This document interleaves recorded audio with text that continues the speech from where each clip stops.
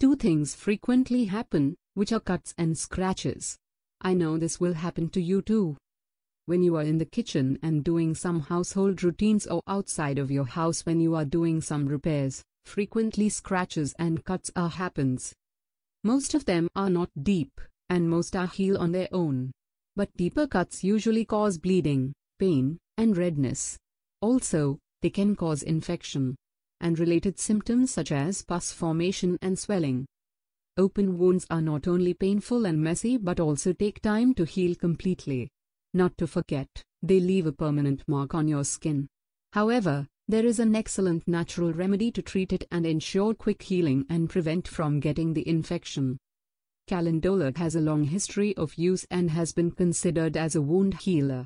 Calendola has been used not only by homeopathic physicians but also by Western medicine and many surgeons. Many surgeons are using Calendola for dressing to deep wounds like cuts, injuries, stab wounds, and even diabetic ulcers. Calendola is one of the best homeopathic remedies for bites, stings, and open skin wounds. It has a tremendous ability to heal any wound, let it be a superficial wound or deep ulcer.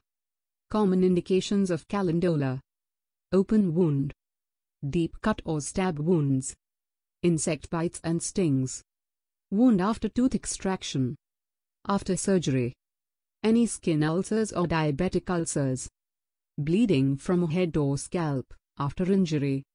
How to use Calendola. Calendola is available in the form of a cream or ointment and liquid called mother tincture. It can be used internally and externally both. Calendola cream or ointment can be directly applied to the wound with a sterile dressing. Liquid or mother tincture cannot be directly used. You need to add 5 to 10 drops of Calendola tincture in 2 teaspoons of water. Soak the dressing or gauze pad in the solution for a few seconds, and then apply it to the wound and cover it with a sterile dressing.